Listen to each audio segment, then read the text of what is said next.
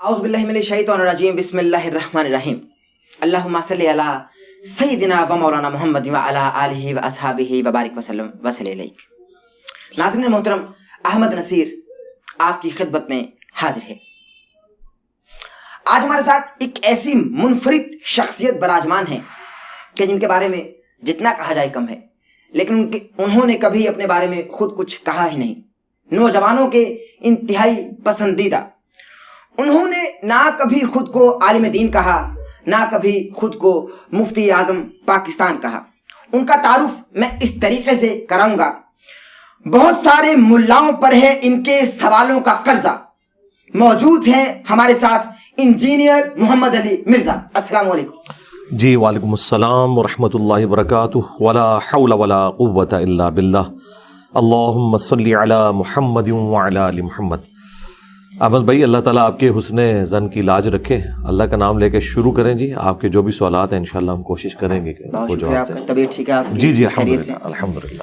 آپ مجھے یہ بتائیے کہ یہاں بہت سارے لوگوں کو ذرا سی چار باتیں آ جائیں تو وہ خود کو عالم کہنا شروع کر دیتے ہیں، مفتی اعظم پاکستان کہنا شروع کر دیتے ہیں۔ آپ نوجوانوں کو بہت موٹیویٹ کرتے ہیں، بہت سکھاتے ہیں، پڑھاتے ہیں، مگر آپ خود کو محمد علی مرزا کہتے ہیں، کیا وجہ؟ آپ علامہ کیوں نہیں لگاتے اپنے نام کے ساتھ؟ علامہ لگانے کا فائدہ نہیں ہے، اس کی وجہ یہ کہ اس وقت اس ماڈرن دور کے اندر اب کوئی ایز سچ اتنی عزت والی ڈگری یہ رہ نہیں گئی ہے، مفتی یا علامہ یا مولوی کہ لگایا جائے۔ یہ تو ایک ویسے میں نے تفنن کے طور پر بات کی۔ ایکچوئل بات تو یہ ہے کہ پاکستان میں وہ لوگ اپنے ساتھ یہ ڈگری لگا سکتے ہیں جو اتھرائز ہیں، یہ ڈگری کی کوالیفیکیشن جو مدارس سے حاصل کی جاتی ہے وہ لوگ اپنے ساتھ لکھتے ہیں۔ اہل سنت کے ہاں مولوی، مفتی، مولانا لکھا جاتا ہے، اہل تشیع کے ہاں آیت اللہ لکھا جاتا ہے۔ اور باقی یہ حقیقت بات ہے کہ ہر دوسرے بندے نے اپنے ساتھ مفتی اعظم لگایا ہوا ہے، اور اس کے ماننے والے اس طرح کے ٹائٹل دے کے ان کی شخصیت کو اونچا کرنے کی کوشش کرتے ہیں۔ میرا خیال ہے کوئی بھی شخصیت اپنے کام کی وجہ سے، اپنے کردار کی وجہ سے، اپنی علمی کنٹریبیوشن کی وجہ سے اونچی ہو سکتی ہے۔ اس طرح ناموں کے پیچھے اتنی دمیں لگانے سے استاد العلماء اور شیخ القرآن، شیخ الحدیث یہ سب کچھ لکھتے ہیں، پتہ نہیں کتنا حوصلہ ہے۔ میں تو اس چیز میں آر محسوس کرتا ہوں کہ کوئی شخص اپنے نام کے ساتھ اس طرح کے القابات لگائے۔ ایون لوگ اپنے ساتھ حاجی بھی لکھ دیتے ہیں۔ ہاں، تو یہ عوام الناس کے اندر بھی یہ بیماری ریکگنیشن کی پائی جاتی ہے۔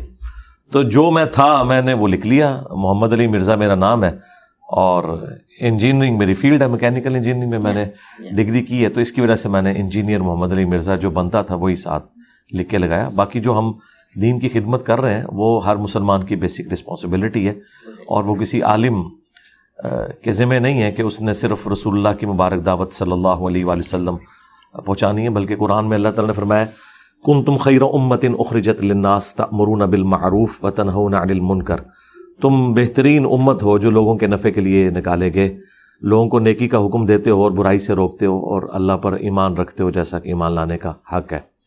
تو یہ ہر شخص کی ذمہ داری ہے کہ وہ اپنے محبوب صلی اللہ علیہ وآلہ وسلم کی مبارک دعوت ان کی امت تک پہنچائے۔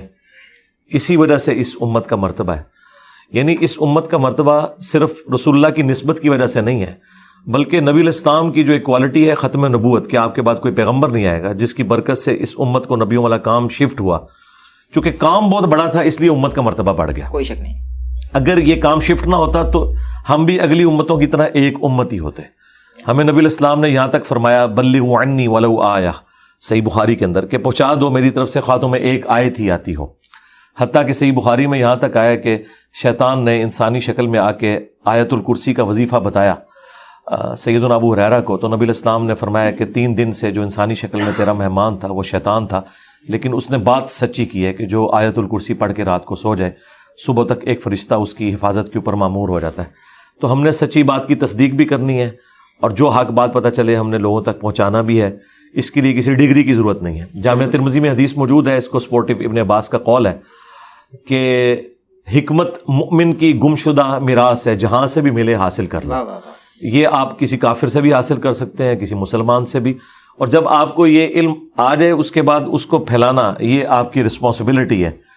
اور اس میں تو میں یہاں تک مثال دیتا ہوں کہ اگر کوئی پرائمری اسکول کا بچہ آپ کو آ کے یہ بتائے کہ سورۃ البقرہ کی آیت نمبر 279 میں لکھا ہے کہ جو سود کھاتا ہے اللہ اور اس کے رسول عز و جل و صلی اللہ علیہ وآلہ وسلم کا اعلان جنگ ہے اس کے خلاف، تو ہم اس کی ڈگری نہیں چیک کریں گے بلکہ یہ دیکھیں گے کہ اس کا ریفرنس ٹھیک ہے تو ہم اس کی بات قبول کر لیں گے۔ کوئی غیر مسلم بھی آ کے بات کرے نا، ہمیں ہماری کسی کتاب کا حوالہ دے تو ہم کتاب کو پرائورٹی دیتے ہوئے اس کو اپنے نبی کی بات سمجھتے ہوئے اپنے رب کی بات سمجھتے ہوئے قبول کریں گے، بجائے اس کے کہ ہم پرابلم اینڈ کے اوپر کھڑے ہوں۔ ہمیں سولوشن اینڈ پہ کھڑا ہونا چاہیے۔ بالکل صحیح ہے۔ آپ نے ظاہر اپنی گفتگو میں فرمایا کہ شیطان نے سیدنا ابو ہریرہ سے، چونکہ آقا نے فرمایا کہ تھا تو وہ شیطان لیکن بات ٹھیک کر گیا۔ شیطان بات ٹھیک بھی کر جاتے ہیں؟ کر سکتا ہے ٹھیک، جب اس کی جان کے اوپر بنی پڑی ہو۔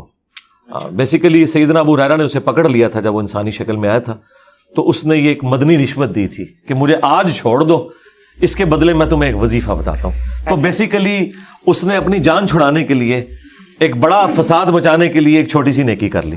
یہاں پہ بھی آپ دیکھیں نا، جھوٹ اور سچ کو ملا کے پیش کرنا، شیطنت اسی کا تو نام ہے نا، کہ آپ کوئی اچھی بات کرتے ہیں ساتھ اس کے غلط بات بھی مکس کر دیتے ہیں۔ اور بخاری مسلم میں تو ہے کہ شیاطین جو ہیں وہ فرشتوں سے بعض اوقات گفتگو اچک لیتے ہیں اور اس میں جھوٹ ملا کے نجومیوں کو بتاتے ہیں، اور وہ پبلک میں عام ہو جاتی ہے، لوگوں پہ دھاک بیٹھ جاتی ہے کہ بندہ سچی بات کر رہا ہے، اور کچھ پریڈکشن صحیح بھی ہو جاتی ہیں اور وہ فرشتوں سے انہوں نے چرائی ہوتی ہیں، اور میجارٹی پورشن اس میں جھوٹ ہوتا ہے۔ تو یہاں پہ بھی ہمارے جو کسٹوڈین ہیں دین کے، وہ بھی دیکھیں کچھ باتیں صحیح کرتے ہیں ساتھ پھر ساتھ مکس بھی کر جاتے ہیں، اس کی وجہ سے ان کا جھوٹ والا سودا بھی بک جاتا ہے۔ تو شیطان کے طریقے کے اوپر ہی ہے نا یہ لوگ۔ بالکل۔ اچھا علی بھائی، مجھے بتائیے کہ دور نبوی صلی اللہ علیہ وآلہ وسلم، میرے سیدی میرے مرشدی آقا صلی اللہ علیہ وآلہ وسلم کے دور کی اذان ہماری سماعتوں سے چھو کر نہیں گزری، ہم نے اس اذان کو سنا نہیں۔ ہم اپنی مساجد میں لاؤڈ اسپیکر سے جو اذان سنتے ہیں وہ اذان صحیح ہے؟ جو اہل تشیع و مکتبہ فکر کی جانب سے اذانیں دی جاتی ہیں وہ اذان صحیح ہے؟ اہل تشیع نے جو چیزیں بیچ میں کچھ ایڈ کر لی ہیں نا، یہ کچھ عرصہ پہلے ہی انہوں نے ایڈ کی ہیں۔ اذان وہی ہے جو اہل سنت کے ہاں دی جاتی ہے۔ اس میں جو الفاظ ہیں نا، حی علی خیر العمل، اس طرح کی کچھ روایتیں اہل سنت کے ہاں بھی پائی جاتی ہیں، لیکن وہ اس طریقے سے مضبوط روایتیں نہیں ہیں۔ جو مضبوط روایت ہے ابو داؤد کے اندر اور سنن نسائی کے اندر، نبی الاسلام نے اذان خود تعلیم فرمائی ہے صحابہ کرام کو، اور اس میں مسلم شریف میں بھی کچھ حصہ اس کا موجود ہے۔ ایون یہ جو پبلک کے اندر ایک مسکنسیپشن ہے کہ یہ الصلاۃ خیر من النوم حضرت عمر نے داخل کیا، یہ ایک بے سند روایت تھی الموطا امام مالک میں، اس کی وجہ سے یہ ایک پبلک کے اندر عام ہوگی، ورنہ ابو داؤد میں، سنن نسائی میں اور ایون مشکات کے اندر موجود ہے۔ نبی الاسلام فجر کی اذان میں خود یہ تعلیم فرماتے تھے الصلاۃ خیر من النوم، اور باقی وہی الفاظ ہیں جو عام اہل سنت کے ہاں اذان دی جاتی ہے۔ البتہ اقامت جو ہے وہ اکیری ہوگی، جس طرح اہل حدیث دیتے ہیں، اور مکے اور مدینے میں اکیری اقامت کہی جاتی ہے، کیونکہ بخاری میں حدیث ہے کہ نبی الاسلام اذان کے کلمات دوہرے اور اقامت کے اکیرے تعلیم فرماتے تھے۔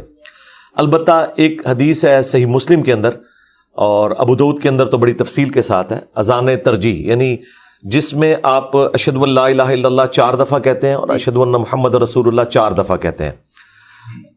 اس اذان کی جب اقامت ہوگی نا، تو چونکہ وہ 4 گنا ہو چکے ہیں تو اس کی اقامت ڈبل ہوگی، جس طرح حنفی دیتے ہیں۔ حنفیوں کی جو اقامت ہے نا، یہ اس صورت میں جب آپ اذان میں وہ کلمات 4 دفعہ کہیں۔ تو وہ جو ابو داؤد کے اندر حدیث ہے کہ نبی علیہ السلام نے اذان کے جو کلمات ہیں وہ 19 مرتبہ اور اقامت کے 17 مرتبہ تعلیم فرمائے، تو 19 اسی وقت پورے ہوتے ہیں جب وہ 4 دفعہ ہو۔ بالکل صحیح۔ تو اس کی اقامت تو اس طریقے سے ہوگی۔ وہ کبھی کبھار اہل حدیث کے ہاں بھی دی جاتی ہے ترجیح والی۔ تو اقامت اور اذان کا جو سلسلہ اہل حدیث کے ہاں چل رہا ہے نا، یہی سنت کے مطابق ہے as far as books are concerned. ہاں اذان تو آلموسٹ سب کی ٹھیک ہے۔ اور باقی یہ جو آپ کی اسپیکر کے حوالے سے بات ہے نا، اس میں ایڈ کر دوں، یہ اسپیکر کے اندر اذان دینا یہ کوئی اسلام کا حصہ نہیں ہے، یہ زیادہ تر تو لوگوں کے لیے تکلیف کا باعث ہی بنا ہوا ہے۔ ہاں، یہ کون سی اسلام کی خدمت ہے کہ آپ کی فجر کی نماز کے اندر 5 نمازی آتے ہیں اور آپ لوگوں کو اذان کی آواز کے ذریعے اتنے بڑے بڑے اسپیکر لگا کے، جو لوگ مساجد کے قریب رہ رہے ہیں نا، یقین کریں وہ صرف مسلمان ہونے کی وجہ سے اذان کا احترام کر رہے ہیں، ادروائز جتنی مشکل ان کی زندگی ہے، اور اگر خدا نخواستہ وہاں کوئی مریض ہو، اس کے لیے بڑی تکلیف دہ چیز ہو جاتی ہے اس حوالے سے۔ تو یہ کوئی سنت نہیں ہے اس طریقے سے۔ یہ تو ایسے ہی ہے کہ نبی علیہ السلام کے مبارک زمانے میں کوئی شخص جا کے لوگوں کے گھر پہ کھڑا ہو کے ان کے کان پہ جا کے اذان دیتا، اس سے زیادہ آواز اس اسپیکر میں آتی ہے۔ تو یہ کیا سنت ہے؟ بس اجمالاً ایک آواز آنی چاہیے. اس زمانے میں اسپیکر نہیں تھا تو بس ٹھیک ہے اذان ہوتی تھی. آج کل تو اسپیکر کی ویسے ہی ضرورت نہیں ہے کیونکہ ہمارے پاس گھڑیاں ہیں. ہمیں اذان کی آواز نہ بھی سنائی دے تب بھی ہم گھڑی کو دیکھ کے مسجد میں جاتے ہیں. یعنی یورپ اور امریکہ میں تو بالکل کوئی آواز نہیں ہے تو لوگ کیا مسجد میں نماز جماعت سے نہیں پڑھتے؟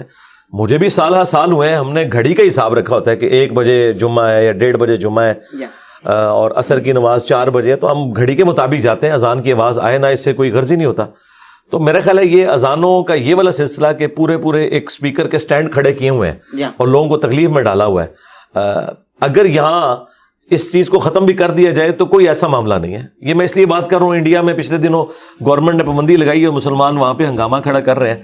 یار آپ اس بات کے اوپر ہنگامہ کھڑا کر رہے ہیں کہ جو اسلام کا اس حوالے سے تو کوئی رکن ہی نہیں ہے کہ آپ نے اسپیکر میں اذان دینی ہے. اذان اسپیکر کے بغیر ہی دینا سنت ہے, اسپیکر میں دے دیں گے جائز ہے. اور اسی طریقے سے مسجد کے اندر بھی اگر اسپیکر آپ نے لگانا ہے تو اس صورت میں لگائیں کہ اگر نمازی بہت زیادہ ہے.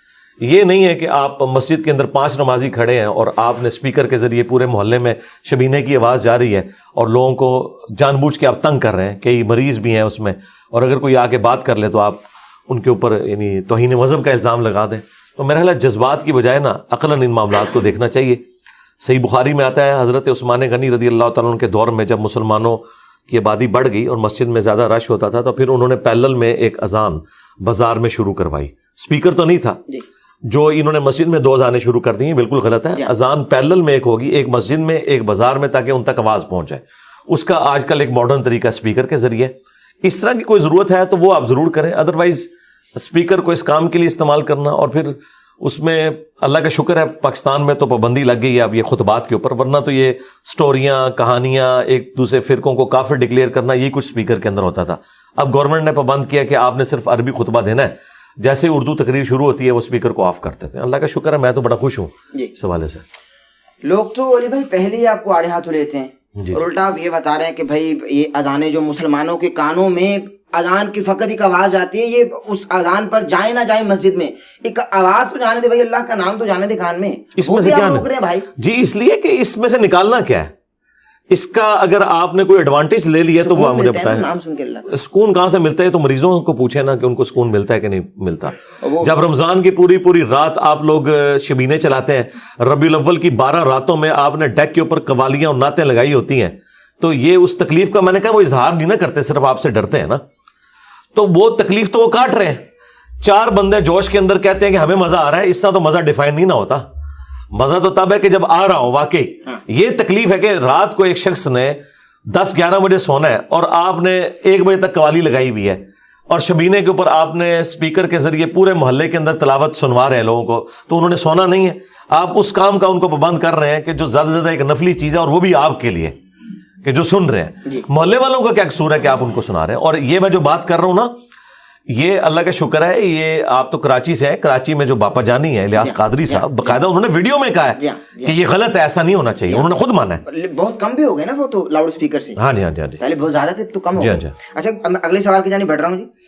اللہ نے ہر چیز کا جوڑا پیدا کیا.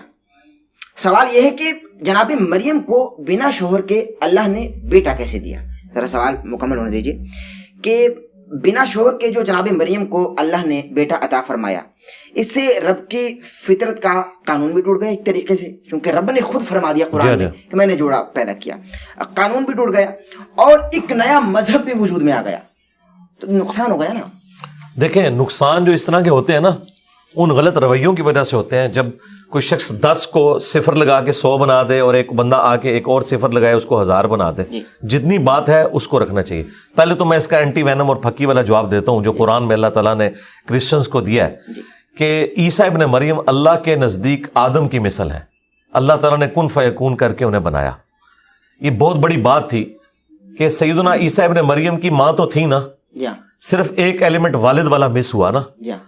تو آدم علیہ السلام کی تو نہ ماں تھے اور نہ باپ تھے, تو وہ تو فٹ ان بیٹھتے ہیں پھر خدا کی ڈیفینیشن میں اگر خدائی کسی کو بنانا ہے. لیکن چونکہ وہ کریٹڈ ہیں اس لیے مخلوق ہیں. اور کرسچنز خود حیران کن بات ہے کہ آدم علیہ السلام کو اللہ کا بیٹا نہیں مانتے, جن کے ماں باپ بھی کوئی نہیں, جو سب کے سب اللہ تعالیٰ نے جن کو بنایا. اور عیسیٰ ابن مریم کو اللہ کا بیٹا بنا رہے ہیں جن کی ماں ہے اور انہوں نے پریگنینسی کی وہ تکلیف بھی کاٹی ہے.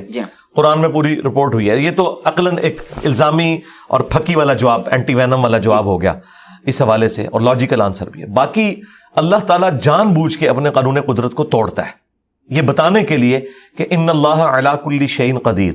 اللہ تعالیٰ ہر چیز پہ اتنی قدرت رکھتا ہے کہ اللہ تعالیٰ اپنے بنائے ہوئے محکم قوانین جو فزیکل فینومینا آف نیچر ہے ان کا بھی پابند نہیں ہے. مثلا اللہ تعالیٰ کا یہ قانون قدرت ہے کہ آگ جلاتی ہے. اگر یہ قانون نہ ہوتا تو آج آپ ڈیزل انجن، پیٹرول انجن نہ بنا سکتے، نہ آپ کوئی تندور لگا سکتے. اگر یہ محکم قانون نہ ہوتا، یہ اتنا محکم ہے کہ آپ جتنی بار آگ لگائیں گے آگ لگے گی. لیکن ابراہیم علیہ السلام کے لیے اللہ تعالیٰ نے اسے ٹھنڈا کیا ایک ہی دفعہ، نہ ان سے پہلے نہ ان کے بعد کسی کے لیے ٹھنڈی ہوئی. تو یہ ایک معجزہ ہے جس میں اللہ تعالیٰ نے فزیکل فینومینا آف نیچر کو توڑ کے اسٹیبلش کیا کہ میں اس کا پابند نہیں ہوں. سمندر میں راستہ بنانا یہ موسیٰ علیہ السلام کے لیے ہوا ہے. اس کے بعد اور اس سے پہلے لوگ کشتیوں میں ہی سفر کرتے ہیں. عیسیٰ ابن مریم کے کیس میں بھی اللہ تعالیٰ نے قرآن میں سورہ مریم میں فرمایا کہ ہم عیسیٰ اور ان کی ماں کو جہان والوں کے لیے نشانی بنانے والے ہیں. یہ ایک نشانی تھی جہان والوں کے لیے کہ اللہ تعالیٰ کا معجزہ ظاہر ہوا. اچھا، پھر عیسیٰ ابن مریم خود کیا کہہ رہے ہیں؟ میں اللہ کا بندہ ہوں، مجھے اللہ نے کتاب دی ہے اور مجھے اپنی ماں کے ساتھ حسن سلوک کرنے والا بنایا ہے. سلام ہو اس دن پر جس دن میں پیدا ہوا، جس دن میں مروں گا اور جس دن میں دوبارہ اٹھایا جاؤں گا. سورہ مریم یہ ان کے کلمات نقل ہوئے ہیں. تو عیسیٰ ابن مریم کے بارے میں ان لوگوں نے جو ڈیوینٹی کلیم کی ہے، آج بھی اسٹیبلش انجیل کے اندر ایک ان ایمبیگوس اسٹیٹمنٹ کوئی ایسی نہیں ہے جس سے یہ ثابت ہوتا ہو کہ عیسیٰ ابن مریم اللہ ہیں یا اللہ کے بیٹے ہیں. یہ بعد کے لوگوں نے چیزیں بیچ میں داخل کر کے اور یہ غلط معاملات آگے چلائے. اللہ تعالیٰ نے یہ سب کچھ جو کیا ہے نا وہ آزمائش کے لیے بھی ہوتا ہے. اس سے بڑی بات، شیطان نہ ہوتا تو ہم سب جنتی ہو جاتے ہیں. ظاہر ہے وہی ہمیں ورگلاتا ہے نا، اندر تو پھونکے وہی مارتا ہے. تو اب آپ کہیں گے کہ جی یہ سارے کے سارے جو لوگ جہنم میں جا رہے ہیں یہ شیطان کی وجہ سے جا رہے ہیں اور الٹیمیٹلی ریزن اللہ ہے جس نے شیطان کو پیدا کیا. تو بھائی یہ دنیا ہے ہی آزمائش کے لیے. ٹھیک ہے، الذی خلق الموت والحیات لیبلوکم ایکم احسن عملا. اللہ تعالیٰ نے زندگی اور موت اور یہ سارے معاملات اس لیے تاکہ تمہارا امتحان لیا جائے کہ کون اچھے اعمال کرتا ہے. فَأَلْهَمَهَا فُجُورَهَا وَتَقْوَاهَا، اسی نے برائی کی استطاعت بھی ڈالی انسان کے اندر، نیکی کی بھی اب اس نے خود چوز کرنا ہے. اِنَّا هَدَيْنَاهُ السَّبِيلَ اِمَّا شَاكِرًا وَإِمَّا كَفُورًا، ہم نے ہدایت کا راستہ واضح کر دیا، چاہے تو شکر گزاری کی روش اختیار کرو، چاہو تو ناشکری کی روش اختیار کرو. تو یہ ہمارا امتحان تھا. اس طریقے سے دیکھیں مسلم شریف میں حدیث ہے قبروں پہ جاؤ تاکہ آخرت کی یاد آئے، دنیا سے بے رغبتی دلاتی ہیں. میں نے تمہیں پہلے منع کیا تھا لیکن اب تمہیں حکم دیتا ہوں. اب جو لوگ قبروں سے جا کے مانگ رہے ہیں اس کے اگینسٹ اگر ہم یہ آرگومنٹ کریں کہ نہ اللہ کے نبی علیہ السلام قبر پہ جانے کی اجازت دیتے اور نہ لوگ قبروں سے مانگتے، ایسا نہیں تھا. وہ قبر سے نہ بھی مانگتے، انہوں نے گھر میں خود بت بنا کے مانگنا شروع کر دینا تھا. جو برائی کسی نے کرنی وہ تو کرنی ہے. اور اس کو اردو میں ایک محاورتاً بات کی جاتی ہے کہ ناک پر اگر مکھی بیٹھ جائے تو ناک نہیں کاٹنا ہوتا، مکھی اڑانی ہوتی ہے. تو یہ مکھیاں بیٹھی ہوئی ہیں بدعقیدگی کی شکل میں اور اس وجہ سے بیٹھ گئیں. ناک کا کوئی قصور نہیں تھا، یہ گندگی کی وجہ سے ہوا. اس گندگی کو صاف کرنا یہی تو ہمارا امتحان ہے. اب ایک سوال ہے، چونکہ آپ نے قبر کا ذکر کیا، آقا علیہ الصلوۃ والسلام کے روزہ اطہر پر جب ظاہر ہے کہ انسان تشریف لے جاتا ہے تو جب اس کی نظر پڑتی ہے جنت البقیع میں جو ان کی بیٹی سیدہ فاطمہ تو زہرا ابیہا علیہ افضل الصلوۃ والسلام، ان کی قبر پر فقط ایک کالا پتھر پڑا ہے. تو باپ کا روزہ اطہر اتنا سجا ہوا، مہکتا ہوا، چہکتا ہوا اور اتنی لائٹوں سے مزین، مگر بیٹی کی قبر اندھیرے میں، تپتی دھوپ میں. اس حوالے سے کیا کہیں گے؟ تکلیف ہوتی ہے ایک مسلمان کو جو عشق رکھتا ہے اہل بیت سے؟ میرا خیال ہے سیدہ فاطمہ سلام اللہ علیہا کو یا اس طرح کی بڑی پرسنالٹیز کو کسی روزے کی، کسی لائٹنگ کی ضرورت نہیں ہے. اس کی وجہ یہ ہے کہ یہ تو اللہ کی جنتوں میں ہے، یہ تو ایک سمبل ہے دنیا کے اندر جو آپ کو سامنے نظر آ رہا ہے. اصل چیز دیکھنے کی یہ ہے کہ نبی علیہ السلام کی تعلیمات کیا ہیں. ان کو تو ہم بعد میں ڈسکس کرتے ہیں. آلموسٹ 1 لاکھ سے زیادہ انبیاء کرام دنیا میں آئے ہیں، ان کے مزارات کدھر ہیں؟ ایون ان کے تو نام بھی ہمیں نہیں پتا. قرآن میں صرف 25 انبیاء کے نام آئے ہیں. تو وہ سب کے سب لوگ گمنامی میں مر گئے، ان کے نام بھی نہیں، ان کا تعارف بھی نہیں. اللہ کے حضور تو کامیاب ہوئے. لہٰذا کسی کا مزار بن جانا، وہاں کمکموں کا لگ جانا یا وہاں پر لوگوں کا رش ہونا، یہ ان کی بزرگی کی دلیل نہیں ہے. وہ اللہ کے حضور جو ہیں وہ اللہ کی جنتوں میں ہیں. باقی یہ جو روزہ شریف کے اوپر آپ کو گنبد خضرا نظر آ رہا ہے جی تو یہ تو خود رسول اللہ کی نافرمانی کے اوپر بنایا گیا جی. ہم تو اسے بالکل نبی علیہ السلام کی تعلیمات کے خلاف سمجھتے ہیں اور یہ بہت بعد میں یہ کام ہوا ہے. اچھا ہاں جی, یہ 678 ہجری میں آلموسٹ نبی علیہ السلام کی وفات کے 650 سال بعد ایک بادشاہ تھا قلاوون, اس نے یہ لکڑی کا گنبد بنا کے اس پہ رکھا, اور جس نے اسے مشورہ دیا تھا کچھ دنوں کے بعد وہ معزول ہو گیا, اور لوگوں نے اس وقت یہی کہا کہ اسے سزا ملی ہے یہ جو اس نے غلط کام کروایا. 650 سال تک کسی مسلمان کو, جو کہ ان سے زیادہ اسٹرانگ مسلمان تھے, بنو امیہ, بنو عباس, پوری دنیا ان کے سامنے گھٹنے ٹیکے ہوئی تھی, آج کا اربوں ڈالر ان کو جزیہ صرف ملتا تھا سال کا, کسی نے سونے کا گنبد بھی بنا کے نہیں رکھا, کچھ نہیں کیا. اس کے پیچھے ریزن تھی کہ مسلم شریف میں حدیث ہے, نبی علیہ السلام نے فرمایا میں تمہیں منع کرتا ہوں قبروں کو پکا کرنے سے, ان پر عمارت بنانے سے, اور اس پہ بیٹھنے سے. ڈائریکٹ بیٹھنا بھی منع ہے, مجاور بن کے بیٹھنا بھی منع ہے. اہل تشیع کے ہاں بھی یہی روایتیں پائی جاتی ہیں کہ قبروں پہ مزار نہیں ہونے چاہیے, اور مزار بنائے جائیں تو گرائے جائیں. جی ہاں, ہمارے استاد مولانا اسحاق صاحب نے باقاعدہ ایک پوری ویڈیو ریکارڈ کرائی تھی جس میں انہوں نے شیعہ کی فقہ کی کتابوں سے یہ ساری چیزیں دکھائی تھی کہ ان کے ہاں بھی یہ مزارات نہیں ہیں. یہ تو حکمرانوں نے ایک سمجھ لیں ایک اڈے بنانے کے لیے کمائی کے, اور ان بڑی ہستیوں کے ساتھ اپنی ایفیلیشن کو شو کر کے اور عوام کو اپنے ساتھ لگانے کے لیے یہ سب کچھ کیا. ادروائز یہ کچھ کرنا ہوتا تو مجھے بتائیں, سیدنا عمر کے دور میں رومن اور پرشین امپائر گر گئی تھی اور مسلمان اتنے آسودہ حال ہو چکے ہوئے تھے, تو حضرت عمر نے سونے کا گنبد کیوں نہیں بنا کے رکھ دیا؟ ٹیکنالوجی تو قبل از مسیح ہے. یہ آیا صوفیہ جو ہے اس کا جو گنبد ہے, گنبد خضرا سے کئی گنا بڑا گنبد ہے, اور یہ نبی علیہ السلام کی پیدائش سے بھی, یہ نبی صلی اللہ علیہ وآلہ وسلم کی پیدائش سے بھی آلموسٹ 30-40 سال پہلے کنسٹرکٹ ہوا ہے, پیدائش سے. اچھا جی, آیا صوفیہ جو ہے یہ نبی علیہ السلام کی پیدائش سے پہلے کا ہے. تو اتنا بڑا گنبد جو کنسٹرکٹ ہوا ہے, اور کلیسا موجود تھے اس زمانے میں, تو صحابہ کرام کے لیے کوئی مسئلہ تھا نبی علیہ السلام کی قبر کے اوپر یہ بنانا؟ اور تابعین کے دور میں جبکہ صحابہ بھی زندہ تھے, نبی علیہ السلام کی وفات کے آلموسٹ آپ سمجھ لیں 60 سال کے بعد یہ ڈوم آف دا راک جو گولڈن ڈوم ہے جو قبۃ الصخرہ اس چٹان کے اوپر بنایا گیا جہاں سے نبی علیہ السلام معراج پہ تشریف لے گئے تھے بیت المقدس, تو یہ اتنا بڑا گنبد ہے, یہ گنبد خضرا سے بھی بڑا ہے اور اتنا خوبصورت گنبد ہے. یہ نبی علیہ السلام کی وفات کے 60 سال بعد بنو امیہ کا جو حاکم تھا عبد الملک بن مروان, اس نے تعمیر کی ہے.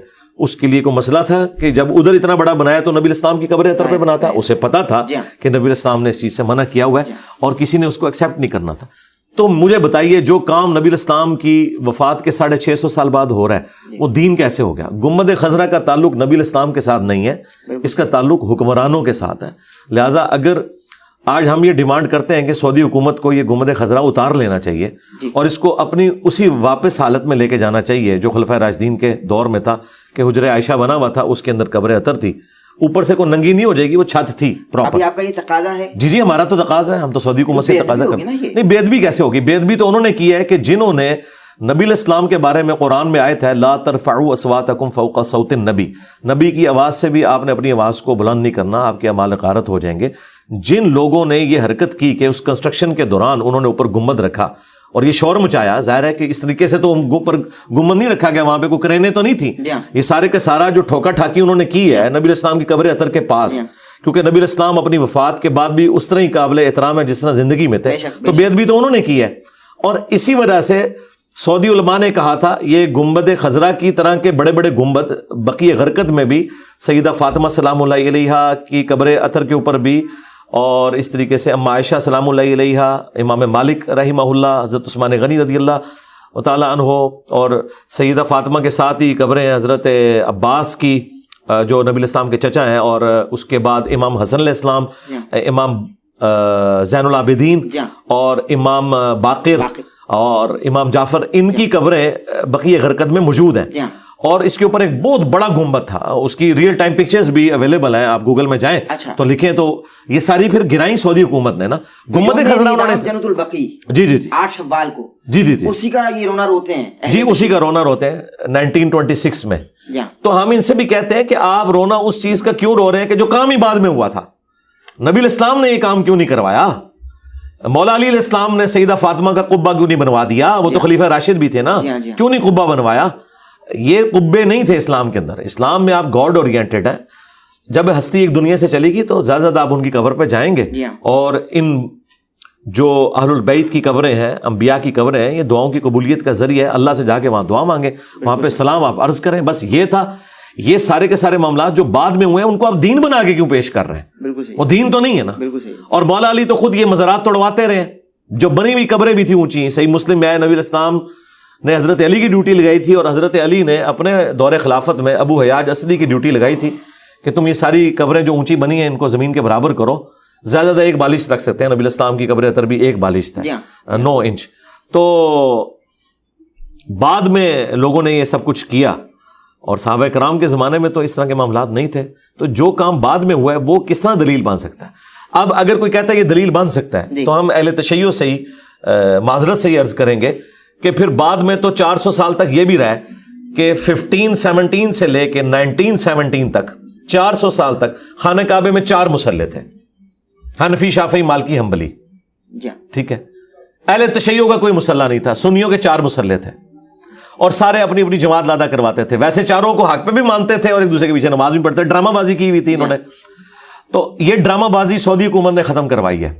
اس پہ تو شیعہ خوش ہے کہ اچھا ہوا ہے کہ مسلے اٹھائے ہیں, کہ وہ کہتے ہیں جب ہمارا نہیں مسلح ان کے کیوں ہے. ویسے تو ہمارے نزدیک کسی کا بھی نہیں ہونا چاہیے, ایک ہی مسلح ہونا چاہیے. واتخذوا من مقام ابراہیم مصلی, ابراہیم کے کھڑے ہونے کی جگہ کو نماز کے لیے جگہ بناؤ. نبی الاسلام نے وہیں پہ امامت کی تھی. تو پھر ہم یہ کہیں گے 4 مصلے سعودی حکومت نے ہٹائے تھے. پہلے تو تھے بھائی جس سلطنت عثمانیہ جس نے شیعان علی کو ناحق قتل کیا, اسی سلطنت عثمانیہ نے 4 مصلے ڈالے ہوئے تھے خانہ کعبے کے اندر. تو اسی سلطنت عثمانیہ نے یہ مزار بنوائے ہوئے تھے. یہ نبی الاسلام صحابہ تابعین نے تو نہیں بنائے ہوئے. تو سلطنت عثمانیہ کے کیے ہوئے کام کب سے سنت ہو گئے کہ آپ ان کے اوپر غم منائیں. بالکل صحیح. تو قبریں اسی طرح ہی ہونی چاہیے جس طرح ہے. آپ نے فرمایا کہ اپنی آوازیں بھی نبی کی آوازوں سے بلند نہ کریں, اور انہوں نے یہ خود سے گنبد بنا دیے, بے ادبی کی آپ کے بقول, اور آپ نے یہ تقاضا بھی کیا کہ بھائی ان کو اٹھا دیا جائے, منہدم کر دیا جائے. منہدم نہیں, اتار لیا جائے, کرین ہے.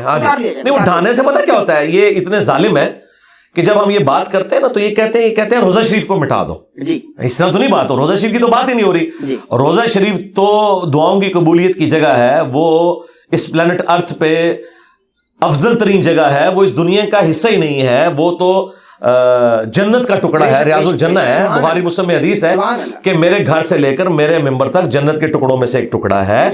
وہ نبی صلی اللہ علیہ وآلہ وسلم کی قبر اطہر, سیدنا ابوبکر عمر کی قبریں رضی اللہ عنہما علیہم السلام, وہ جنت کے ٹکڑے میں ہیں, اور اس پہ حاضری دینا صحابہ کرام کی سنت ہے. السلام علیکہ یا رسول اللہ, السلام علیکہ یا ابا بکر, السلام علیکہ یا عمر, یہ جا کے صحابہ کرام پڑھا کرتے تھے.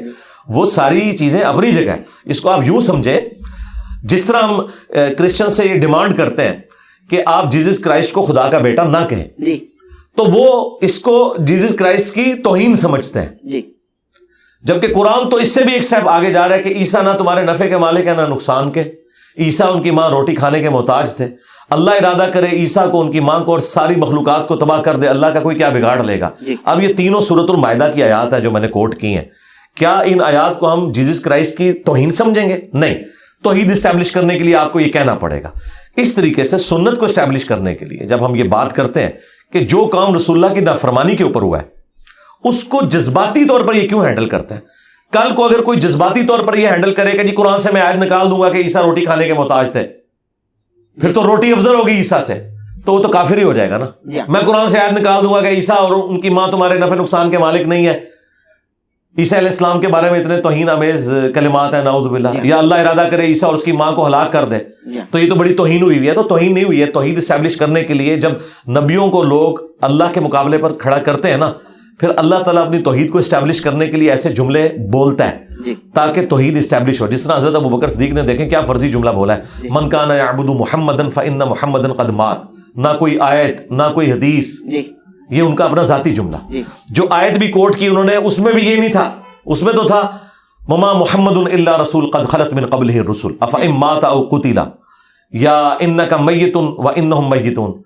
اے نبی تمہیں بھی مرنا ہے, تمہارے مخالفین کو بھی مرنا ہے. محمد تو نہیں تھے مگر ایک رسول, اگر یہ مر جائیں یا قتل ہو جائیں یا وفات کر جائیں یا وصال شریف فرما جائیں آپ جیسے لوگوں کے نزدیک جو ترجمہ ہے, یا شہید ہو جائیں, تو کیا تم دین سے الٹے قدم پھر جاؤ گے؟ اب اتنی بات تو درست تھی، لیکن اس کے ساتھ ویلیو ایڈیشن کی. حضرت ابوبکر نے کہا من کان یعبد محمدا فان محمدا قد مات. صحیح بخاری میں کم از کم 4 جگہ پہ یہ خطبہ ہے. جو تم میں محمد کی عبادت کرتا تھا وہ جان لے کہ محمد مر چکے، اور جو اللہ کی عبادت کرتا ہے وہ جان لے کہ اللہ کو کبھی موت نہیں آئے گی. اب یہ آیت حدیث تو نہیں تھی، لیکن انہیں پتا تھا کہ جیزس کرائسٹ کو لوگوں نے خدا بنایا تھا، محمد رسول اللہ کو بھی کہ خدا نہ بنا لے، تو انہوں نے اس کو اسٹیبلش کیا. جو میرے نزدیک یہ ان کا فرضی جملہ کام کر گیا کہ آج ہم کوٹ کر سکتے ہیں. اور یہ انہوں نے جو بولا یہ ڈیڈکٹ کیا بخاری کی اس حدیث سے. دیکھنا میری شان کو اس طرح بلند نہ کرنا جس طرح نصارہ نے حضرت عیسیٰ ابن مریم کو بڑھا دیا تھا. میں اللہ کا بندہ اور اس کا رسول ہوں، مجھے اللہ کا بندہ اور اس کا رسول کہنا. تو لہٰذا کسی پروفٹ کی بظاہر آپ کی نظر میں اگر تنقیص ہو رہی ہے، وہ تنقیص نہیں ہو رہی ہوتی بلکہ وہ توحید اسٹیبلش ہو رہی ہوتی ہے. آپ نے پیغمبر کی طرف جھوٹ منسوب کر دیا ہوتا ہے، اس کو ہمیں وہ گرد کو صاف کرنا پڑتا ہے. یہ پیغمبر پہ جھوٹ ان لوگوں نے باندھا ہے جنہوں نے گنبد خضرا رکھا ہے. بالکل صحیح ہے. یہ جھوٹ انہوں نے باندھا پیغمبر کے اوپر، ورنہ 650 سال تک جتنے مسلمان ہیں وہ گستاخ رسول تھے کہ وہ گنبد نہیں انہوں نے بنایا ہوا، وہ تو ڈرتے تھے. آپ نہ ڈرو گے. لیکن ابھی آپ کا تقاضا ہے نا کہ اس کو اٹھا لیا جائے. ہاں جی اٹھانا چاہیے. تو ایک طرف اللہ تبارک و تعالیٰ فرماتا ہے کہ میرے آقا کی، میرے محمد مصطفیٰ صلی اللہ علیہ وسلم کی آوازوں سے اپنی آواز بلند نہ کرو. اور پھر دوسرا ہم گھر میں جھانک رہے ہیں، چونکہ اٹھانا پڑے گا تو گھر میں جھانکا جائے گا نا، تو یہ بے ادبی نہیں ہوگی. نہیں جھانکا نہیں جائے گا، اس کے اوپر آلریڈی نا چھت بنی ہوئی ہے. یہ چھت کے اوپر گنبد لا کے رکھا گیا، اگر وہ اٹھائیں گے نا تو جانتے ہیں نا کیا چیز آقا تو جانتے ہیں نا. نہیں اس میں کون سی بے پردگی والا کون سا معاملہ ہو گیا. اللہ کے بندے اب یہ نبی الاسلام کی سنت کو اسٹیبلش، مجھے بتائیں کل کو کوئی پاکستانی جا کے ڈھول مارنا شروع کر دے گنبد خضرا پہ جالی شریف کے سامنے تو ہم اسے نہیں روکیں گے. ہم کہیں گے آقا کی مرضی سے ہو رہا ہے. نہیں بجائے گا نا ڈھول. نہیں اگر کوئی بجائے تو پھر اگر نہیں ہوا ہے نا. یزید نے گھوڑے نہیں باندھے مسجد نبی میں 3 دن تک. نہیں دیکھے نا یہ چیز کی بات ہے نا، ہوئی نا. تو بے ادبی کرتے آئے تھے وہ. بے ادبی کر، اس کا مطلب ہے بے ادبی ہو سکتی ہے، ہوئی تھی. نہیں آپ نے کہا نا کہ ایسا ہو نہیں سکتا کہ کوئی کرے. اب نہیں ہو سکتا نا. نہیں اب کہاں آیت میں لکھا ہے کہ اب نہیں ہوگا اور بعد میں ہوگا. وہ تو دیکھیں جب تک یزید نے کام نہیں ڈالا تھا اس وقت تک بھی لوگ یہی سمجھتے تھے. مجھے بتائیں وہ زیادہ عاشق رسول تھے یا آپ زیادہ عاشق رسول ہیں؟ انہوں نے کبھی سوچا بھی تھا کہ مسجد نبوی کی یہ توہین ہوگی؟ آج تو ہم بہت دور ہیں نا. جنہوں نے نبی الاسلام کا زمانہ پایا ہوا تھا اور ان کے ماں باپ صحابہ تھے اور وہ ان کی اولادیں تھیں، انہوں نے سوچا تھا ہمارے ساتھ یزید یہ کرے گا تو ہو گیا نا. اس کا مطلب ہے دنیا بقدر ایفرٹ ہے. یہ ہو سکتا ہے کہ کوئی بے ادبی کرے، چاہے اس زمانے میں کرے یا آج. تو میں نے آپ کو اتنی نیچے اتر کے مثال اس لیے دی کہ اگر آج کوئی مسجد نبوی میں گھوڑے باندھے اور مسجد نبوی کو امامت سے محروم کرے تو کیا ہم اسے نہیں روکیں گے؟ غلط کام جو کرے گا اسے روکیں گے کہ یہ آپ غلط کر رہے ہو. تو یہ ہماری رسپانسبلٹی ہے کہ ہم اسے روکیں. آج ہم جب واقعہ حرہ میں یزید کو کنڈیم کرتے ہیں، کیوں کرتے ہیں؟ کہ مسجد نبوی کی اس نے توہین کی. تو مسجد نبوی کی توہین صرف یہ نہیں ہے کہ اسے نماز سے محروم کر دیا جائے یا اس میں گھوڑے باندھے جائیں. یہ بھی توہین ہے کہ آپ اس مسجد میں خلاف سنت کام کر رہے ہیں. اسی مسجد نبوی میں جب ممبروں سے سب و شتم ہوتا تھا مولا علی کے اوپر تو کیا وہ ٹھیک ہو رہا تھا؟ یہ ہونا تو نہیں چاہیے تھا نا. مروان وہاں جمعہ پڑھاتا تھا نا، حضرت علی پہ لعنت کرتا تھا نا. ہاں تو پھر آپ کی نظر سے تو نہیں ہونی چاہیے تھی، لیکن وہی ہے نا پریکٹیکلی. تو ہم نہیں روکیں گے. ہم یہ کہیں گے کہ نہیں یہ اللہ کی مرضی سے امام مسجد بن کے بیٹھ گیا جو مرضی بھونکتا رہے، ایسا تو نہیں ہم کریں گے. ہم برائی کو روکیں گے. انہی برائیوں میں سے ایک برائی یہ تھی. لیکن ان کو کوئی بنانے والا ہوتا تھا نا، ان کو کوئی بنانے والا ہوتا تھا تو وہ بن جاتے تھے. اب بنانے والا کون ہوگا؟ چلے یہ تو ایک لادہ سے بحث ہے نا. ہم تو بات کر رہے ہیں غلط ہے. نہیں غلط ہے، لیکن ان کو بنانے والا کوئی نہ کوئی تھا. لیکن اب بنانے والا کون ہوگا؟ کس کو بنانے والا؟ یہ جیسے خرافات اب ظاہرہ کے ماضی میں ہوتے رہے. پاسبل ہے. دیکھیں 1926 سے پہلے تو ساری خرافات چل رہی تھی نا. 1926 میں ہی سعودی حکومت آئی ہے نا. تو مجھے مستقبل کا تو نہیں پتا نا. 1926 سے پہلے تو کسی نے سوچا بھی نہیں تھا کہ 400 سال کی سلطنت عثمانیہ الٹی جائے گی. ہارون عروج کو زوال ہے نا. بالکل ٹھیک ہے. بالکل یہاں پہ بھی بخاری مسلم میں موجود ہے قرب قیامت میں ایک کالا حبشی کعبے کی اینٹ سے اینٹ بجا دے گا. قرب قیامت میں یہ ہوگا. بخاری مسلم میں حدیث ہے کہ قیامت اس وقت تک قائم نہیں ہوگی جب تک کہ دوبارہ سے کعبے کے اندر بتوں کی پوجا نہ شروع ہو جائے. اور یہ کام شروع ہوں گے دوبارہ. یہ تو پریڈکشن ہے نبی الاسلام کی. یہ پاسبل ہے. علی بھائی یہاں آنے سے پہلے بہت سارے علماء کرام نے، اور سب سے بڑی بات جن لوگوں کو اس کا زیادہ خدشہ ہے ان کے لیے تو ہو چکا. نجدی حکومت کا آنا ہی ان کے اوپر بہت بڑی لعنت پڑ گئی ہے. وہ تو کہتے ہیں ان کے پیچھے نماز نہیں ہوتی. تو میں آپ کے کیمرے کی وساطت سے کہہ رہا ہوں کہ جو لوگ اہل حدیث یا نجدیوں کو غلط کہتے ہیں ان کی تو راتوں کی نیندیں حرام ہو جانی چاہیے. اور میں کہتا ہوں وہ شیشے میں اپنی شکل دیکھ کے اپنے اوپر لعنت بھیجیں کہ پچھلے 100 سال سے مسجد نبوی اور بیت اللہ کا امام وہ ہے کہ وہابی نجدی ہے. تو اللہ کے بندو ڈوب مرو کہ تم 5 وقت جس طرف رخ کر کے نماز پڑھ رہے ہو وہاں پہ گستاخوں کا قبضہ ہے. تو آپ کہہ رہے ہیں یہ ہو نہیں سکتا, ہو گیا ہوا ہے, گستاخوں نے قبضہ کر لیا ہے. میجورٹی تو یہی کہتی ہے نا. مجھے آپ چھوڑ دیں. جن کا یہ تقاضا ہے نا, یہ کیسے ہو گیا کہ حضور کے ساتھ یہ گستاخی ہو جائے کہ گنبد خضرا لا کے رکھا گیا, اور اس سے بڑی گستاخی ہو گئی ہے کہ حضور کے مصلی پہ نزدیک کھڑے ہو گئے. کتنی بڑی میں نے دیکھے پھکی دی ہے. پلانٹ ارتھ سے باہر جاتا ہے یہ پلانٹ ارتھ سے باہر گیا. بہت بڑی پھکی آپ نے دی, لیکن یہاں ذرا سی کوئی بے ادبی کر جائے اس کو راتوں رات مار دیتے ہیں. عاشقان مصطفیٰ کا جتھا ادھر آتے بھائی تو مار دیتے ہیں. تو اب کے دور میں اگر کسی عاشقین کے جتھے کے سامنے ایسا کچھ ہو جائے قتل کر دیں گے اس کو فوری طور پر. نہیں, عاشقین کے سامنے یہ ہو رہا ہے سرکار, سارے عاشقین جا رہے ہیں وہاں ان کے ڈنگ نکلے ہوتے ہیں. آج تک مسجد نبوی کے امام پہ کسی عاشق رسول نے حملہ کیا ہے چھری کے ساتھ بھی؟ کیوں کرے گا؟ نہیں تو عاشق رسول ہے نا, یہاں تو چڑھ دوڑتے ہیں نا لوگوں کے اوپر. تو وہاں جو گستاخ امام ان کی نظر میں کھڑے ہیں تو ان کے اوپر کیوں نہیں چڑھتے؟ میں یہ نہیں کہہ رہا کہ چڑھے, ان کو پتا ہے کہ وہ لائف ٹائم ان پریزن ہوں گے, ٹھیک ہے نا. اور وہ عاشقان رسول جن کو بڑے نعرے مارنے کا شوق تھا پولیٹیکل چکر میں, وہ آپ کو پتا پکڑ کے انہوں نے جیل میں ان کو ڈال دیا, ٹھیک ہے نا. تو انہیں پتا ہے وہاں پہ سزا ملے گی. یہاں ان کو پتا ہوتا ہے کہ ہمیں سزا نہیں ملے گی, ہمارا مزار بنے گا اور ہماری آنے والی نسلیں تر جائیں گی, اس لیے یہاں عاشق رسول پیدا ہوتے ہیں. وہاں اللہ کے فضل سے نہ یورپ میں, نہ امریکہ میں, نہ سعودیہ میں کبھی کوئی عاشق رسول نہیں پیدا ہوگا انورٹڈ کاماز میں, یعنی جاہل عاشق رسول جو اس قسم کی ایکٹیویٹیز کو پرفارم کرے, اس لیے کہ وہاں قانون کی حکمرانی ہے. یہاں قانون کی حکمرانی نہیں, اس لیے یہ سارے آپ کو دندناتے ہوئے نظر آ رہے ہیں یہاں پہ. لیکن آپ عشق کے تو حامی ہیں نا. نہیں, اس عشق رسول کو تو ہم مانتے نہیں ہیں, تو جہالت ہے. لیکن عشق کے تو حامی ہیں نا آپ. ہاں جی, عشق رسول تو وہ ہے نا. عشق رسول کا تقاضا یہ ہے کہ گنبد خضرا وہاں سے ہٹانا چاہیے, نبی الاسلام کی نافرمانی پہ بنایا گیا.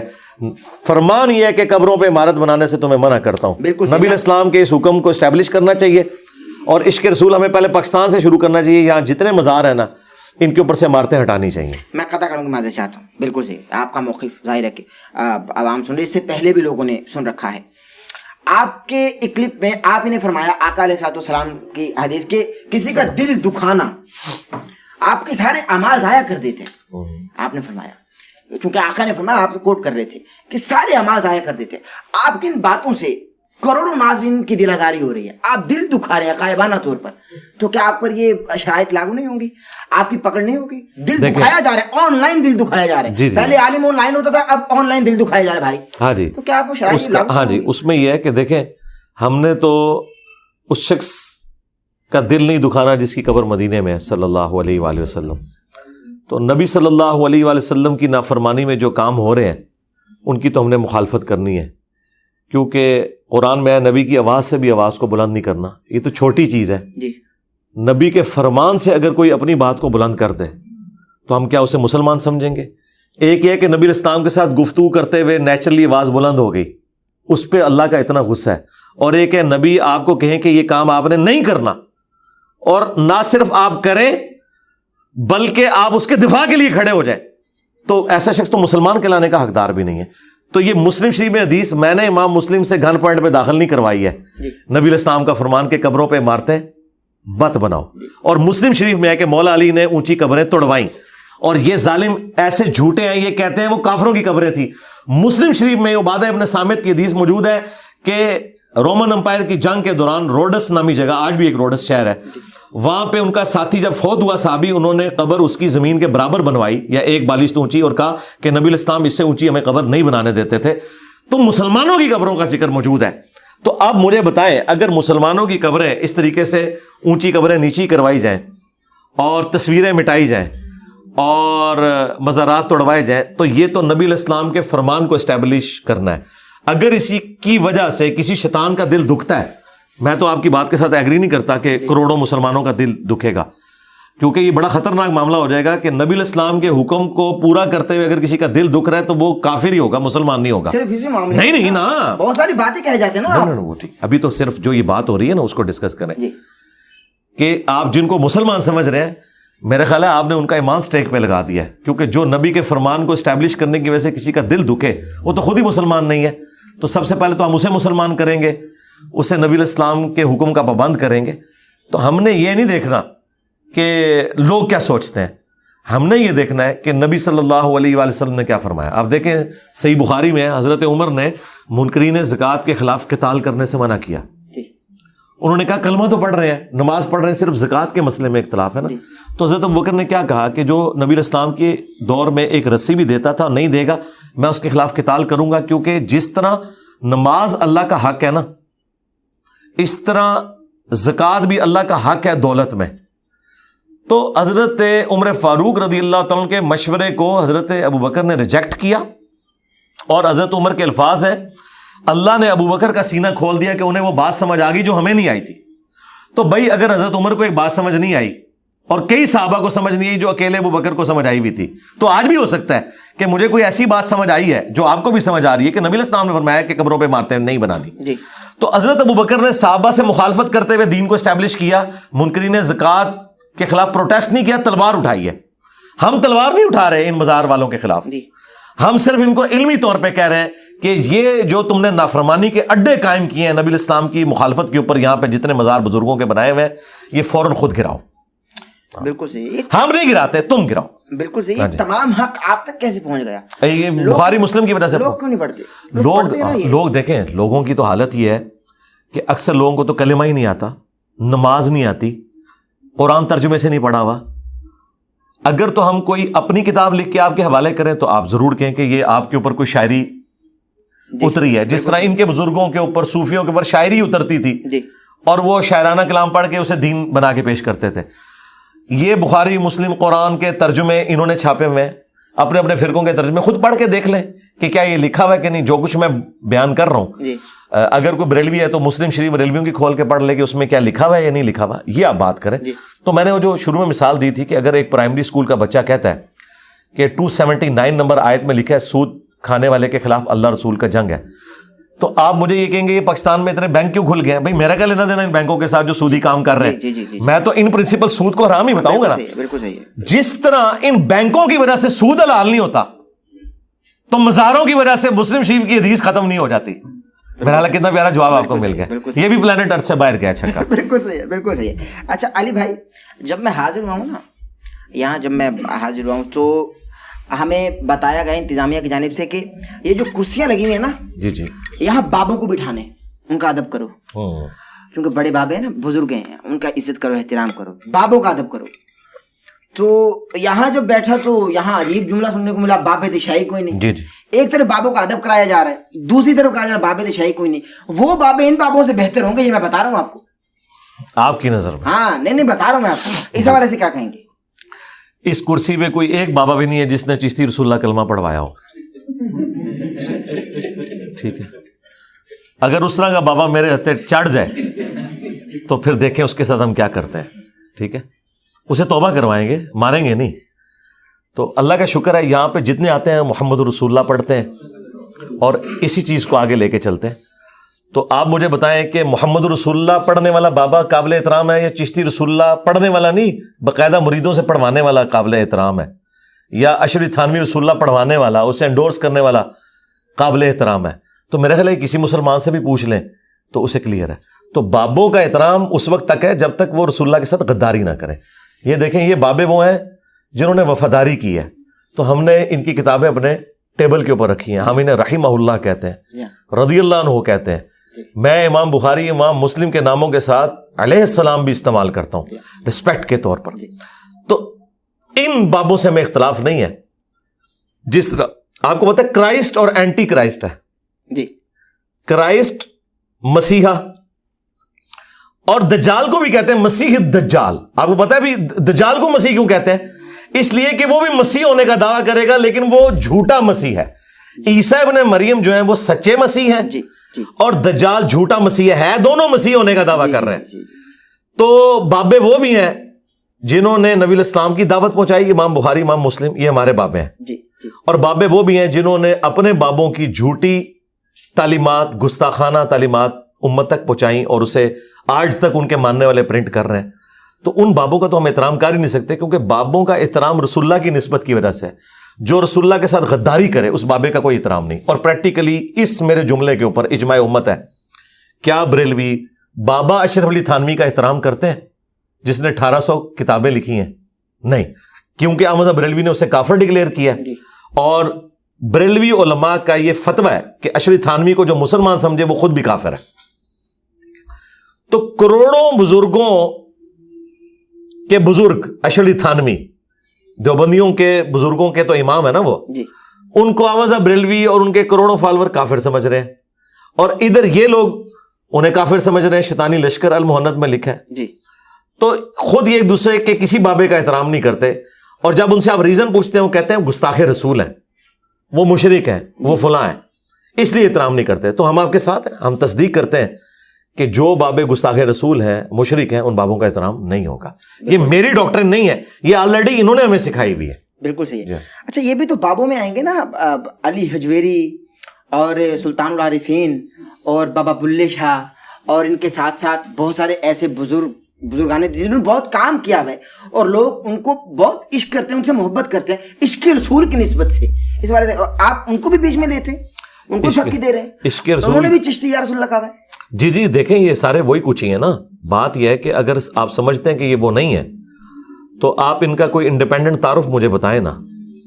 مجھے بتائیں کہ ان لوگوں نے قرآن کا یہ ترجمہ کیا فارسی زبان کے اندر, انہوں نے بخاری مسلم کا ترجمہ کیا نیٹو لینگویج کے اندر. خدمات کی جب بات ہوتی ہے تو خدمات کا مطلب یہ ہے کہ ایک شاعرانہ کلام لکھ دینا خدمت ہے, تو وہ تو کوئی بھی لکھ سکتا ہے. یا نچ کے مرشد منا لینا, آپ نے کہا نا بلے شاہ, ان کے بارے میں کہتے ہیں کہ وہ ڈانس کر کے انہوں نے مرشد کو منایا تھا. جی تو اس طرح کا ڈانس کر کے مرشد بنانا اگر قرآن و سنت میں لکھا ہوا ہے تو ہم کہیں گے دین کی خدمت انہوں نے کی ہے. اور اسی طریقے سے جو باقی بزرگ ہیں ان کی کوئی کنٹریبیوشن بتائیں نا. زیادہ زیادہ ان کے پاس ایک بات ہوگی کہ انہوں نے کلمہ پڑھا کے ہمارے بزرگوں کو مسلمان کیا. ہم کہتے ہیں اگر یہ ان کی فضیلت ہے تو وہ تو ہم ماضی میں جا کے کوئی ویڈیو پروڈیوس نہیں کر سکتے کہ آپ اپنے کلیم میں سچے ہیں یا نہیں ہیں. لیکن آج کے دور میں ڈاکٹر ذاکر نائک نے ہزاروں, چلے احتیاطاً کہہ لیتے ہیں سینکڑوں ہندوؤں کو کلمہ کیمرے میں پڑھایا. جی تو بریلوی دیوبندی انہیں سلطان الہند کیوں نہیں مانتے ڈاکٹر ذاکر نائک کو, جنہوں نے اس ماڈرن دور میں لوگوں کو مسلمان کیا ہے؟ وہ کیا کہیں گے کہ ڈاکٹر ذاکر نائک کے عقیدے درست نہیں ہیں. ہاں وہ کہتے ہیں اس نے کلمہ ضرور پڑھایا ہے لیکن اس کے عقیدے صحیح نہیں, اس لیے ہم اسے بزرگ نہیں مانتے. بالکل یہی نظریہ ہمارا ان کے بزرگوں کے بارے میں کہ کلمہ پڑھانے سے کوئی بزرگ نہیں ہو جاتا, کیونکہ بخاری مسلم حدیث ہے اللہ فاسق سے بھی دین کا کام لے سکتا ہے. اگر آپ نے کسی بزرگ کی بزرگی ثابت کرنی ہے نا تو آپ نے اس کی کوئی کنٹریبیوشن دکھانی ہے. کلمہ پڑھانا تو کوئی کنٹریبیوشن نہیں ہے. لیکن مولود الدین چشتی 90 لاکھ لوگوں کو مسلمان کر, ہاں تو وہ ڈاکٹر حسین بادشاہ حسین, جی جی جی حسین علیہ السلام کی تعریف تو یار کافروں نے بھی کی ہے. حسین علیہ السلام کی تعریف کرنے سے کوئی خود بڑا نہیں ہو جاتا. آپ نے ذاکر نائک کا بھی والا دیا نا, وہ یزید کو رضی اللہ کہتے ہیں, مولود الدین چشتی نے تو نہیں کہا. نہیں فرق تو دیکھنا, نہیں فرق تو فرق پہ اگر آپ کہیں گے تو معین الدین چشتی صاحب نے تو بہت بڑا کام کیا ہے جو ان کی طرف منسوب ہے. ہم ایک ٹن حسن زن رکھتے ہیں کہ انہوں نے نہیں کیا ہوگا, لیکن چونکہ ان کے ماننے والے اسے صحیح سمجھتے ہیں تو ہم نے تو ان کی بات ہی ماننی ہے نا. تو انہوں نے تو اپنے نام کا کلمہ پڑھایا. ڈاکٹر ذاکر نائک نے تو نبی کے نام کا کلمہ پڑھایا, اپنے نام کا نہیں پڑھایا. یہ بہت بڑا ڈفرنس ہے. جب کلمہ ہی نہیں ہے تو بات ہی ختم ہوگی. آج دیکھیں جو لوگ جھوٹی موٹی لکھ کے قادیانی اپنے آپ کو جرمنی جا رہے ہیں, یہاں علماء کہتے ہیں نہیں وہ کافر ہو چکے ہیں کیونکہ انہوں نے وقتی طور پہ ایگری کیا ہے. جی یہاں پہ ان کا پیر کہہ رہا ہے بیٹا پڑھ چشتی رسول اللہ, تو یہ کہتے ہیں نہیں امتحان کے طور پہ پڑھایا. دیکھیں بعد میں انہوں نے کہہ دیا, بھائی بعد میں جب کہا تو خود کلمہ پڑھ کے مسلمان نہیں ہوئے وہ, نہ انہوں نے کوئی بیعت اپنی کی ہے, کیونکہ جب کوئی اس طرح کا کلمات کفر بولتا ہے اس کی بیعت بھی ٹوٹتی ہے, وہ کافر بھی ہو جاتا ہے, اس کا نکاح بھی ٹوٹتا ہے. تو وہ جو ان کے چاچو تھے چشتی صاحب, ان کی چاچی چلی گئی ان کے عقد سے, تو نہ انہوں نے دوبارہ نکاح کیا, الٹا انہوں نے مرید کر لیا اسے. مرید تو وہ کر نہیں سکتے تھے, ان کی بیعت ٹوٹ چکی تھی کلمات کفر کی وجہ سے. انہوں نے کلمہ بھی نہیں پڑھا, اور کلمہ پڑھ کے ہی مسلمان ہونا تھا, صرف یہ کہہ کے نہیں کہ یہ غلط تھا اور یہ صحیح تھا. نہیں, کلمہ پڑھنا ہوتا ہے. جو بندہ کافر ہوتا ہے پھر دوبارہ سے وہ کلمہ پڑھتا ہے. پھر کلمہ پڑھنے کے بعد پہلے انہوں نے بیعت اپنی کرنی تھی, پھر اسے مرید کرنا تھا. وہ پتہ نہیں کس کا مرید کیا انہوں نے. یعنی بیسک جو دین ہے وہ بھی تعلیمات سے یہ لوگ آ رہی ہیں.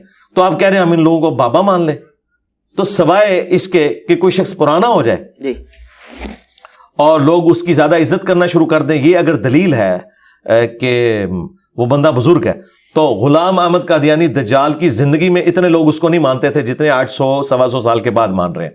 تو کیا ہم اسے بزرگ مان لیں گے؟ بزرگی کا کرائٹیریا قرآن و سنت ہے. اور اس سے اگلی بات, آپ لوگ یہ 90 لاکھ کی جو بات کرتے ہیں, اللہ کے بندو 90 لاکھ تو آبادی نہیں تھی اس وقت سب کانٹیننٹ کی. 8 سے 800 سال پہلے اگر 90 لاکھ لوگ مسلمان تھے نا, آج اگر ان کی اولادیں کیلکولیٹ کریں نا تو ہندوؤں سے زیادہ ہماری آبادی سب کانٹیننٹ میں ہونی چاہیے تھی. ہم تو آدھے بھی نہیں ہندوؤں سے. وہ خوشی میں پھر شہادت اختیار کر لیں. وہ کہانیاں بنائی ہیں. 90 لاکھ سے کوئی نہیں ہے, 90,000 بھی نہیں. تو سرکار اس حساب سے اگر آپ بات کریں تو ملینز آف اسٹوڈنٹس تو میرے بھی ہیں. تو کیا میں پھر سلطان الپاکستان بن جاؤں گا؟ آپ تو خود کو کچھ کہتے نہیں ہیں. اچھا ہونا میرے سیریس اسٹوڈنٹ علی بھائی, ہم یہ سنتے ہیں اہل تشیع کے مجالس سے کہ بی بی فاطمہ الزہرا کو سلام اللہ علیہ دفنایا نہیں, چھپایا گیا, وہ بھی 40 قبروں میں, اور بہت مولا علی روتے رہے, رات کی تنہائی میں جا کر چھپایا, اور 40 قبریں پہلے کھودی گئی, بنائی گئیں, چونکہ مسلمان کدال لے کر پہنچ چکے تھے. اس حوالے سے کیا کہیں گے آپ؟ سب کہانی ہے جی, جھوٹ ہے, سٹوری ہے. اگر یہی بات ہے تو سیدہ فاطمہ کی تو ایک ہی قبر ہے بقیہ غرقت کے اندر, 40 قبریں تو کوئی نہیں ہے, اور آئیڈینٹیفائڈ ہے, بالکل پتہ ہے, ترتیب کے ساتھ ہے. مجھے بتایا سیدہ فاطمہ سلام اللہ علیہا کی قبر کو کس نے اکھاڑنا تھا, کس کو اختلاف تھا ان کے ساتھ؟ نبی علیہ السلام کی بیٹی تھیں, اور زیادہ سے زیادہ بلیم حضرت ابوبکر عمر پہ لگائیں گے نا, تو حضرت ابوبکر کی تو حدیث ہے بخاری کے اندر کہ محمد کے قرب کو آل محمد کے قرب میں تلاش کرو, اور اس حدیث کو امام بخاری نے حسن و حسین کے چیپٹر میں لیا. وہ تو خود اتنا ان کا احترام کرتے تھے, سیدہ فاطمہ کا اور سیدنا حسن و حسین کا, مولا علی کا. یہ سب کہانی ہے, اس طرح کی کہانیاں بک جاتی ہیں نا, کوئی حقیقت نہیں ان کے اندر. لیکن یہ وصال تھا یا شہادت تھی؟ نہیں, نیچرل ڈیتھ ہے. پہلے ہی نبی علیہ السلام نے فرما دیا تھا کہ میرے گھر والوں میں سب سے پہلے تم مجھے آ کے ملو گی. بخاری مسلم میں حدیث ہے, اس میں نبی علیہ السلام نے نہیں فرمایا کہ تم شہید ہوگی, ورنہ تو یہ بہت بڑی بات تھی. جی, مولا علی کو آپ نے بتایا کہ تم شہید ہوگے, حسن و حسین کو بتایا گیا کہ وہ شہداء ہوں گے, حضرت طلحہ زبیر کو بتایا گیا مسلم شریف کے اندر کہ تم شہداء ہوگے, تو سیدہ فاطمہ کو بھی بتایا جاتا. جو ہمیں حدیث ملتی ہے بخاری مسلم میں وہ یہی ہے کہ ایک بات کان میں کہی, وہ رو پڑی, اور اس میں آپ نے وفات کی خبر دی تھی جو بعد میں بتایا سیدہ فاطمہ.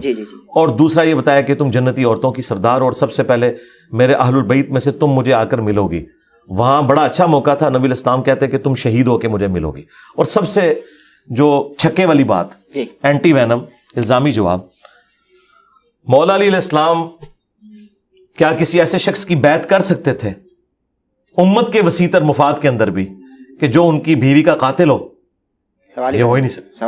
آج ہم ماننے کے لیے تیار نہیں ہے, تو اس کا مطلب ہے یہ ساری کی ساری کہانی ڈھکوسلے کے اوپر مبنی ہے, اس کے حقیقت سے کوئی تعلق نہیں ہے, یہ چورن ہے جو بیچا جا رہا ہے. بالکل صحیح, بالکل صحیح. میں اگلے سوال کی جانب بیٹھ رہا ہوں. علی بھائی, خادم رضوی صاحب اس دور کے اتنے بڑے عالم تھے کہ ان کا جنازہ ایشیا بھر کے بڑے جنازوں میں تصور کیا جاتا ہے, اور ظاہر ہے کہ عوام الناس نے دیکھا بھی. تو جنازے میں افراد کا زیادہ ہونا میت کی بخشش کا ذریعہ بن جاتے ہیں؟ حضرت ابو ذر غفاری کے جنازے کے اندر تو ایک صف بھی پوری نہیں تھی, جو آپ جسے صف کہتے ہیں, 3 یا 4 لوگ تھے, گمنامی میں مر گئے وہ, تو ان کو تو اس سے کوئی فرق نہیں پڑتا.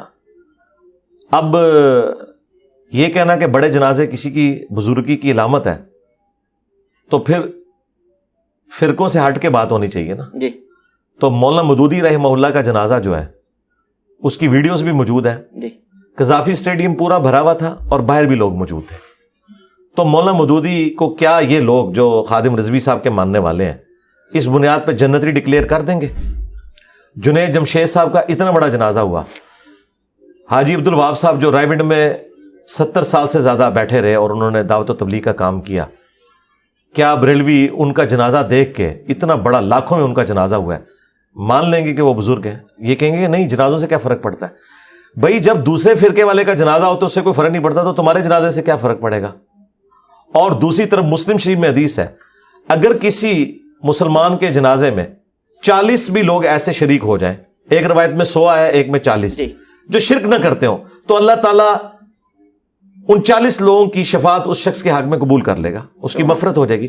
تو 40 بندے بھی بہت ہیں جو شرک نہ کرتے ہوں. 40 لاکھ شرک کرنے والوں کے اگینسٹ ایک 40 بندے ایسے جو شرک نہ کرتے ہوں, وہ بھی شفاعت ہو جائے گی. تو میرا خیال ہے کہ اس طرح کی باتوں کو دلیل نہیں بنانا چاہیے جن کو آپ ڈیفینڈ نہ کر سکے. محمد علی جناح کتنا بڑا ان کا جنازہ ہوا تھا, تو دیکھ لیں, وہ بھی کنٹروورشل پرسنالٹی بنی ہوئی ہے نا مسلمانوں میں.